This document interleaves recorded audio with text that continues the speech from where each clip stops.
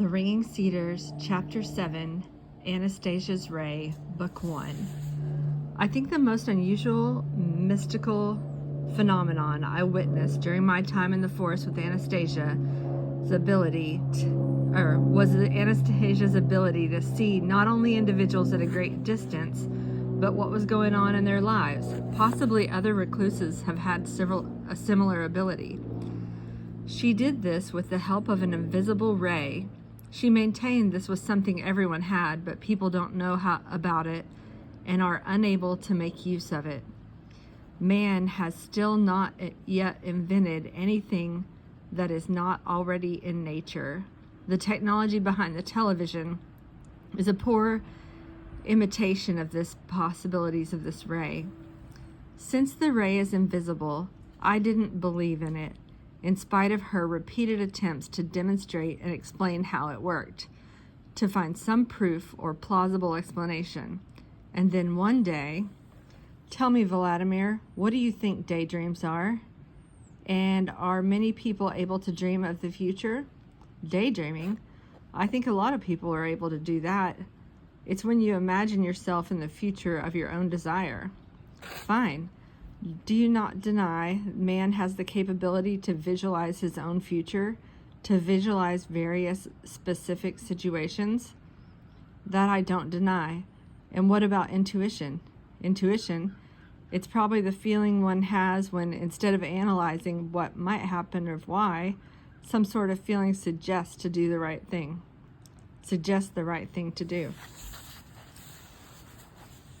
So you do not deny that in man there exists something besides ordinary analytical reasoning that helps determine his own and others' behavior? Well, let's say that's true. Wonderful, good, exclaimed Anastasia. Now the night dream. The night dream, what is that? The dreams most people have when they are asleep. The night dream, I don't really know what that is. When you're asleep, the dream's simply a dream. All right. Let's call it just a dream, but you do not deny it exists. You and other people are aware that someone in a dream state, when his body is almost beyond the control of a part of his consciousness, can see people and all sorts of things going on. Well, I think, is something no one will deny. But still, in a dream, people can communicate, hold conversations, empathize. Yes, they can. And what do you think? Can a person control his dream? Call up in the dream images and events he would like to see, just like in ordinary television, for example?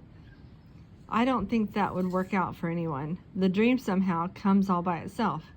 You are wrong. Man can control everything. Man was created to control everything.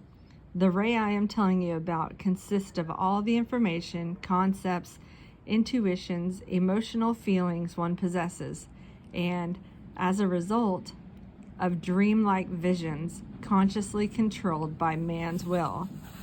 How can a dream be controlled within a dream?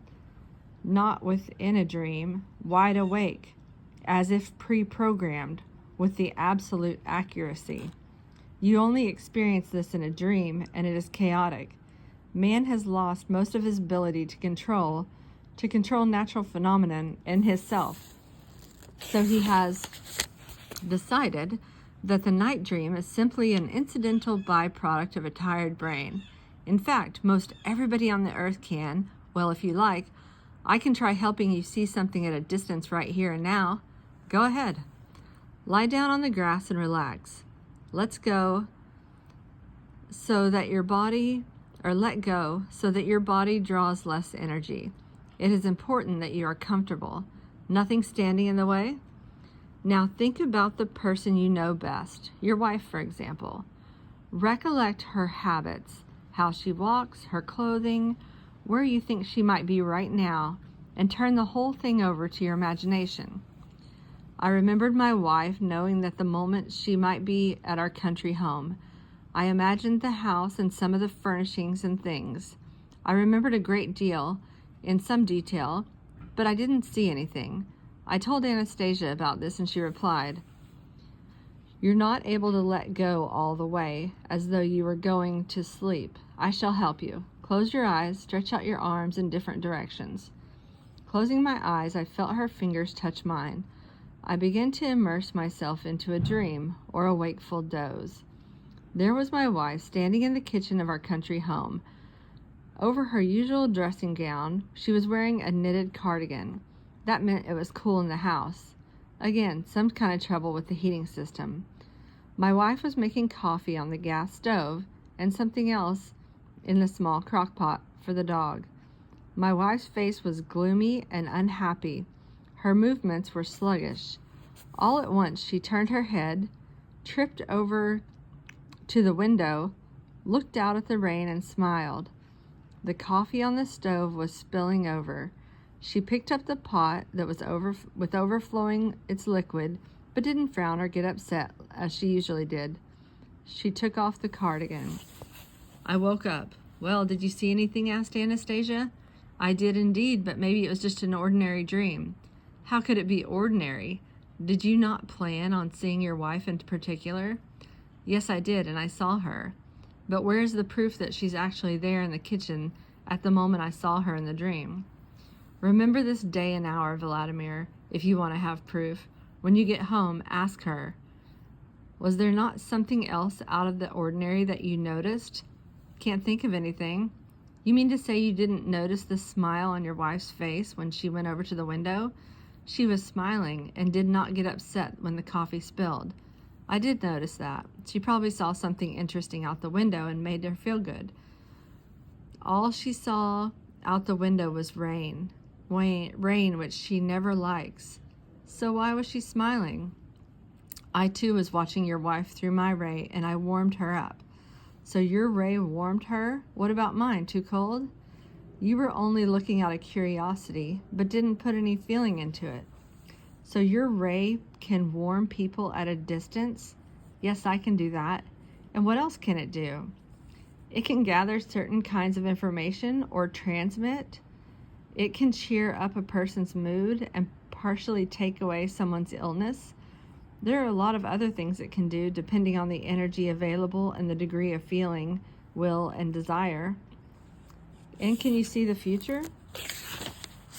Of course. The past too? The future and the past, they are pretty much the same thing. It is only the eternal details that are different. The essence always remains unchanged. How can that be? How can it remain unchanged?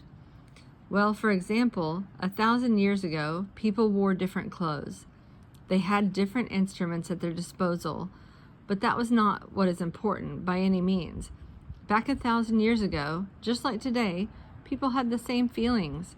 Feelings are not subject to time. Fear, joy, love, just think. Yaroslav the Wise, Ivan the Terrible, and the Egyptian pharaohs were all capable of loving a woman with exactly the same feeling as you and any other man today. Interesting, only I'm not sure what it means. You say every person can have a ray like this? Of course everyone can. Even today, people are still having feelings and intuitions. The capacity to dream of the future, to conjure, to visualize specific situations, to have dreams while they sleep. Only it is all chaotic and uncontrollable. Maybe some kind of training is necessary. Some exercises could be developed. Some exercises might help. But you know, Vladimir, there is one absolute condition that must be met before the ray can be controlled by the will. And what condition is that? It is absolutely necessary to keep one's thoughts pure, as the strength of the ray depends on the strength of radiant feelings. Now there you go. Just when everything was starting to get clear, what on earth have pure thoughts got to do with it, or radiant feelings? They are what power the ray. That's enough, Anastasia. I'm already losing interest. Next you'll be adding something else. I have already told you what is essential.